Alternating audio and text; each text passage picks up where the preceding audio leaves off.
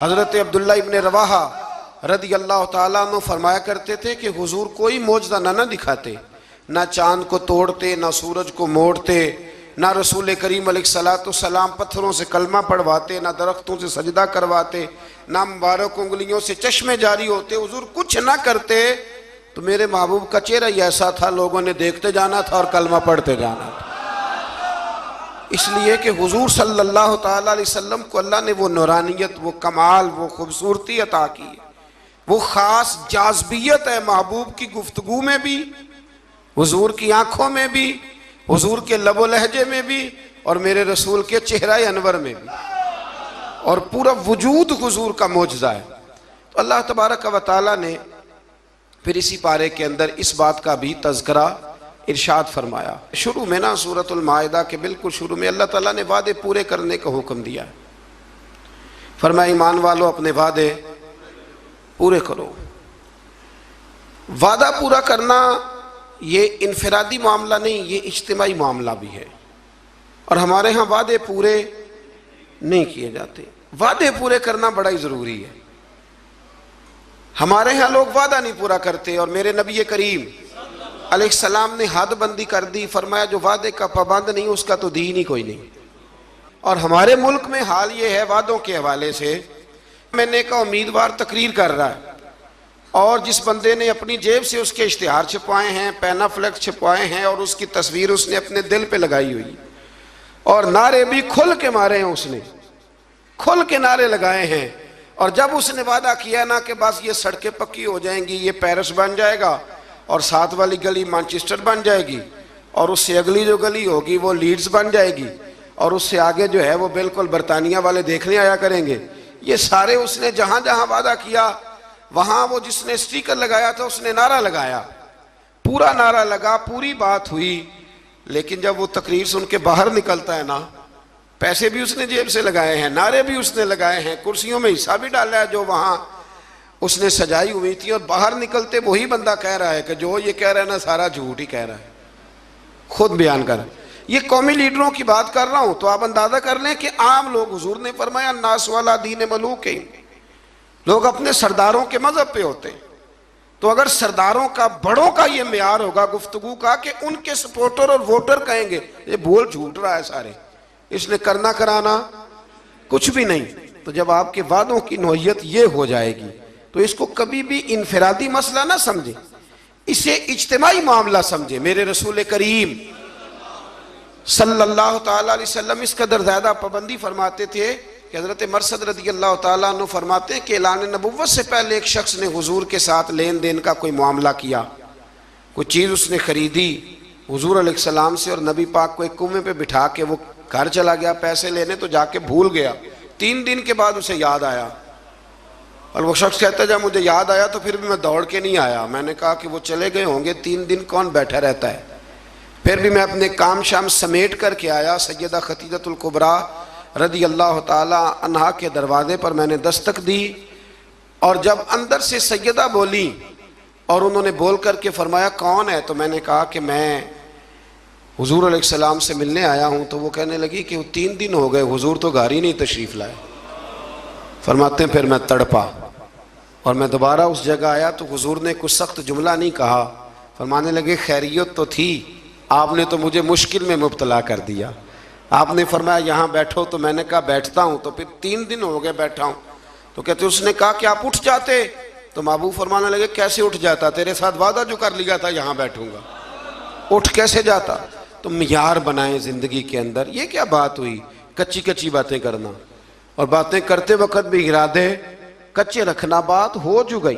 फिर से आगे अल्लाह तबारक व तआला ने कुछ ऐसे जानवरों का जिक्र फरमाया है जो हलाल हैं, और कुछ ऐसी इशारे इरशाद फरमाए हैं कि कुछ जानवर ऐसे हैं जो खाना मुसलमान के लिए जायज़ नहीं है।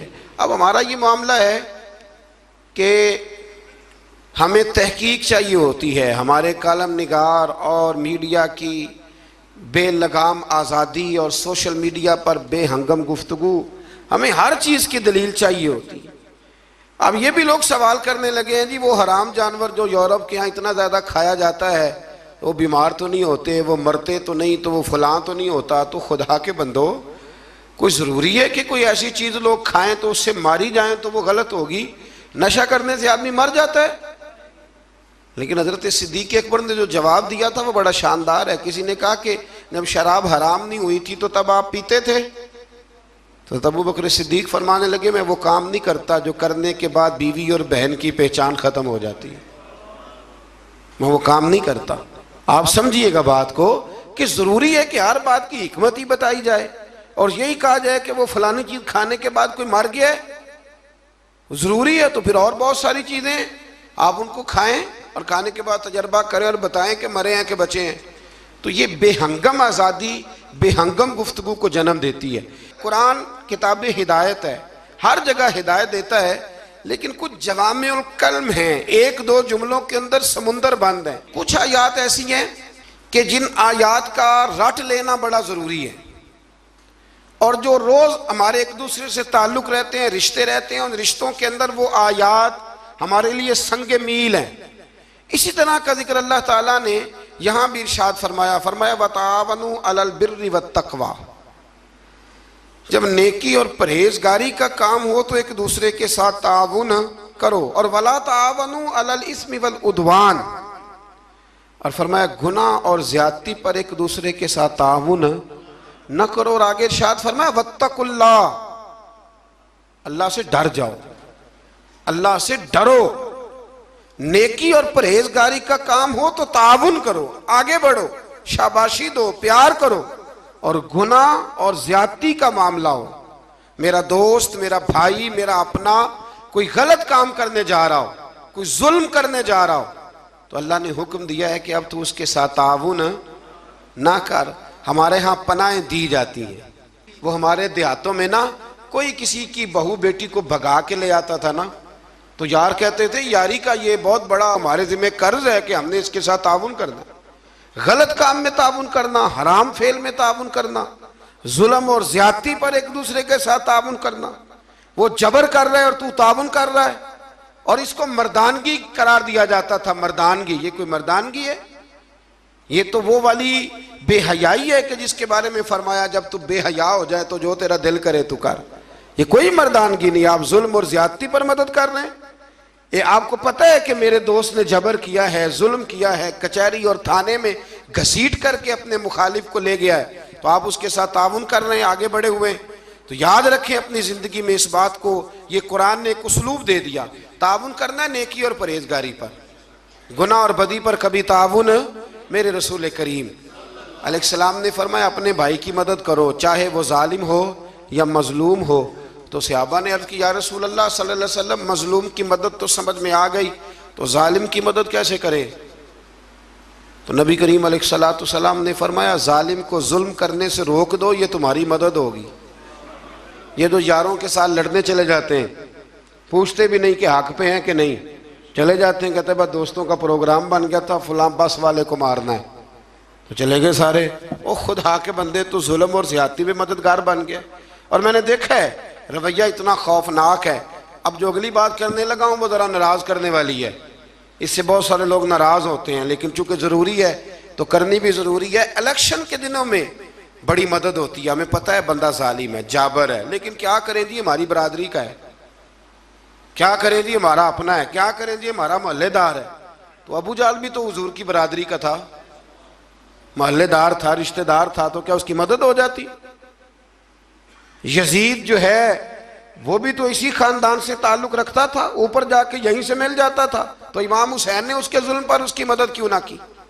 तो इसलिए ये रवैया बदलें, नेकी और परहेजगारी के काम में आगे बढ़े, दौड़ कर ताउन करें, और जुल्म और ज्यादती के मामलात में कभी भी किसी शख्स के साथ कोई रवैया आप ताउन का बिल्कुल बरकरार ना रखें। एक आया करीमा सूरतुल माइदा की आयत नंबर 3 का जो इब्तदाई हिस्सा है वो भी बड़ा शानदार है। हज़रत सैयदना उमर फ़ारूक रज़ी अल्लाह ताला अन्हु फरमाते हैं, जब यह आया करीमा नाजिल हुई तो मुझे यहूदियों का एक आलिम मिला और कहने लगा, उमर तुम्हारे नबी करीम अलैहिस्सलाम पर एक ऐसी सूरत नाजिल हुई है कि अगर वो तौरात में नाजिल होती तो हम उस दिन को ईद का दिन मनाते, ईद समझ के वो दिन मनाते। इतनी शानदार आयत, आयत क्या है? अल यौमा अकमलतु लकुम दीनकुम। अल्लाह फरमाते हैं कि आज के दिन मैंने तुम्हारा दीन तुम्हारे लिए मुकम्मल कर दिया। व अतममतु अलैकुम नेमती, और मैंने तुम पर अपनी नेमत को मुकम्मल कर दिया। देखे ना, हमारे यहाँ हाफिज जी पक्का रट्टा लगा के कुरान मजीद याद करते हैं, और जब याद कर लेते हैं ना तो वो सुनाते हैं, और जब माशाल्लाह सुनाते हैं अल्लाह की तौफीक से, तो फिर हाल ये होता है कि उस दिन जब कुरान शरीफ ख़त्म होता है तो हम जश्न मनाते हैं। खुशी होती है कि नहीं होती? ये नाजरा कुरान मजीद को बच्चा मुकम्मल करता है तो तब भी खुशी होती है कि नहीं होती? और हमारे यहाँ जो लोग आम ख़त्म शरीफ के मुखालिफ है, ख़त्म बुखारी के, वो भी बड़े कायल हैं। तो अगर दीन मुकम्मल हो जाए, पिछला कोई दीन भी मुकम्मल नहीं था तो ये दीन मुकम्मल है हमारे पास। यानी इतना मुकम्मल है कि हमें छींकने का तरीका भी बाहर से लेने जाने की कोई ज़रूरत नहीं, वो भी हमारे रसूल ने हमें घर में अता फरमाया है, वो भी हमें बाहर से ले जाने की ज़रूरत।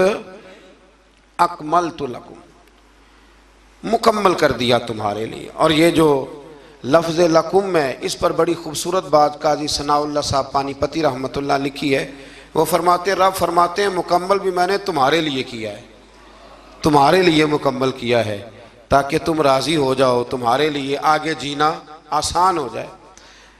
तो मेरे अजीज़ दोस्तों, इससे थोड़ा सा आगे जब हम जाएंगे तो अल्लाह तबारक व तआला ने वज़ू के फ़राइज़ भी इसी जगह बयान फरमाए, और फिर अल्लाह तबारक व तआला ने इंसाफ करने के लिए खड़ा होने का हुक्म भी इन्हीं आयात के अंदर दिया। और जब आप इंसाफ के लिए खड़े होंगे, वो कोई भी हो, और जब आप अदल करेंगे तो अल्लाह करीम ने इरशाद फरमाया कि फिर तुम्हें एक ऐसी नेमत मिलेगी जिसका कुरान मजीद में जा बजा जिक्र है। वो नेमत क्या है? फरमाया इदिलू, तुम अदल करो, वह अक़रबु लित्तक़वा, अब ये तकवे के करीब हो जाएगा। और जब इंसान तकवे के करीब होता है तो फिर अपने रब के करीब हो जाता है। अदल करो, इंसाफ करो, तुम्हारे हाथ एक घर का ही अदल और इंसाफ क्यों ना आए, इंसाफ का तराजू। इसलिए हुजूर सल्लल्लाहु अलैहि वसल्लम ने फरमाया हर एक निगरान है और उससे उसकी रियाया के बारे में सवाल किया जाएगा। आगे जाके ना इसी पारे के अंदर हज़रत आदम अलैहिस्सलाम के उन दो बेटों का भी जिक्र है कि जिसमें एक बेटे ने दूसरे को कत्ल कर दिया था। उसने जब उसको कत्ल किया, और कत्ल की बुनियाद जो यहाँ बयान की गई वो हसद है। हसद जो होता है ना, हसद ये एक अजीबो गरीब चीज़ का नाम है, रोग है ये बातन का, ये बातन का रोग है। और हसद जब आ जाता है ना तो फिर इंसान को जला देता है, और फिर इंसान माज़अल्लाह ताला ऐसे ऐसे अजीब हरकत करता है, होता असल में हसद है। और इमाम गज़ाली रहमतुल्लाह ताला अलैह ने तो यहाँ तक लिखा है, फरमाते हैं ये तकब्बुर और हसद ज़्यादातर अहले इल्म लोगों में होता है। अल्लाह ताला हमें माफ़ फरमाए। अब इसके तर्जुमा आपने सिर्फ मौलवी नहीं कर लेना। वैसे लोग कहते हैं मौलवी पढ़े लिखे नहीं, तो कोई ऐसी बात बयान की जाए तो फटाफट कहते हैं मौलवियों की गल हो रही। तो भाई ये अहले इल्म से मुराद MSc वाला भी है, PhD वाला भी है, पढ़े लिखे लोगों में। और ये जो तकलीफ दे किस्म की अजियत देते हैं ना अपने मुखालिफ को, ये अक्सर पढ़े लिखे लोग देते हैं। सादा आदमी तो गुस्सा भी सादगी में ही करता है और राज़ी भी सादगी में हो जाता है। तो वो हसद की बुनियाद पर काबिल ने हाबिल को कत्ल कर दिया। तो आगे कुरान मजीद ने जो उसलूब बयान किया वो बड़ा और ज़्यादा नसीहत आमोज़ है। जब कत्ल किया तो अब क्या करे, भाई की लाश को उठा के फिर रहे हैं कि इनका किया जाए। तो उनको दफन करने का तरीका कव्वे ने सिखाया।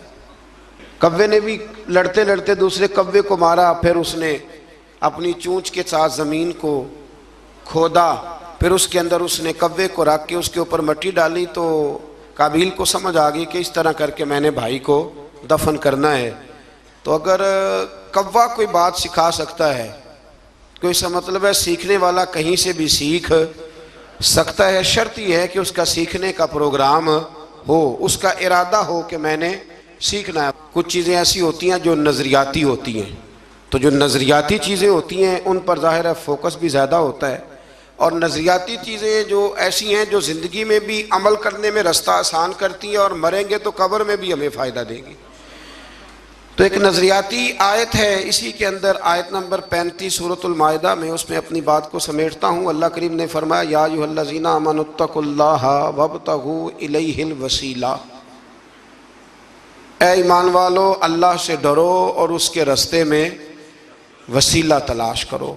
अल्लाह क्या फरमाते हैं? अल्लाह से डरो और उसके रास्ते में वसीला।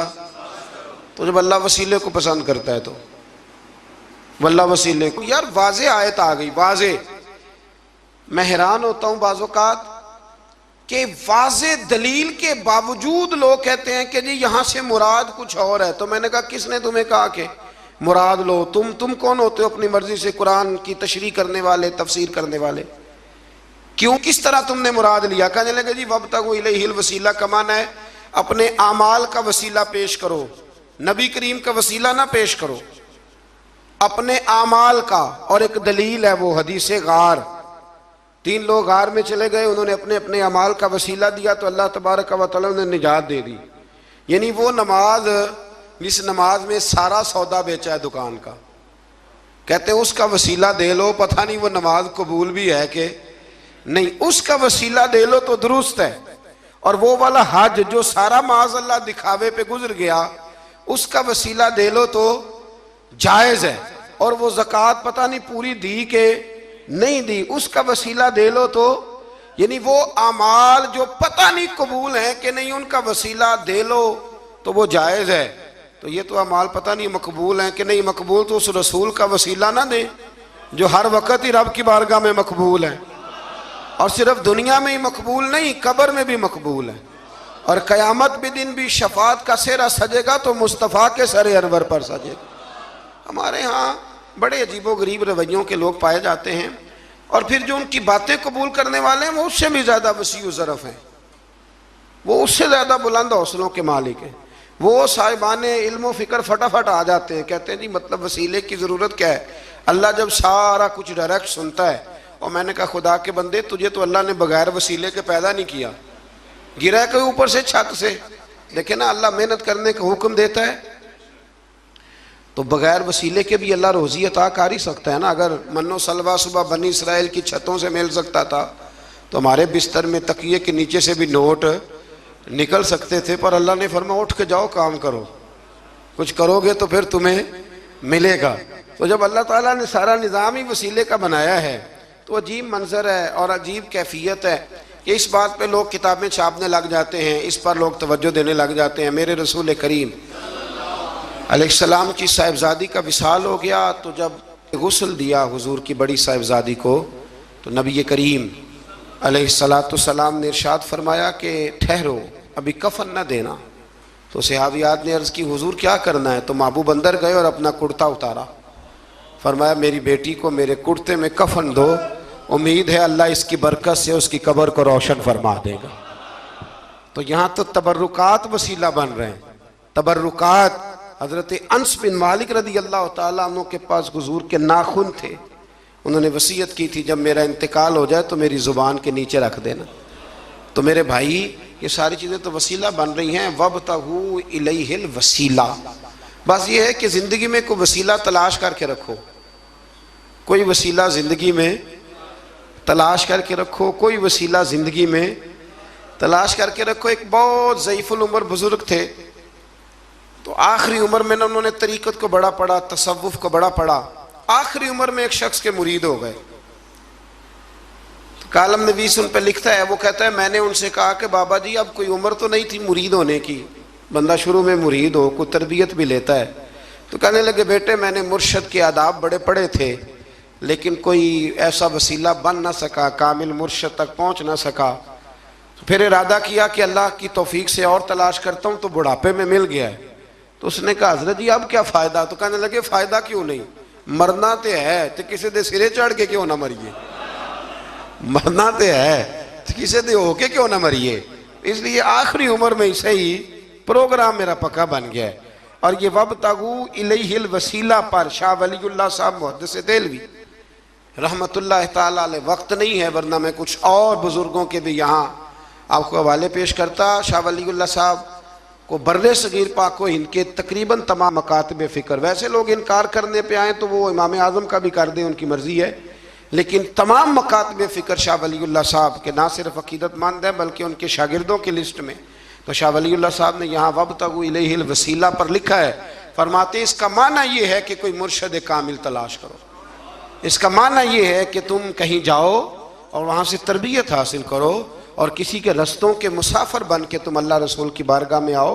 ये हमारे बुजुर्गों ने नहीं लिखा, ये हज़रत शाह वलीउल्लाह साहब अलैहि रहमा इसको नकल करते हैं। तो वसीला एक बड़ी महबूब चीज़ का नाम है, अल्लाह उसको महबूब रखते हैं। क़यामत में रब हिसाब ही नहीं शुरू करेगा, बुखारी मुस्लिम में मौजूद है।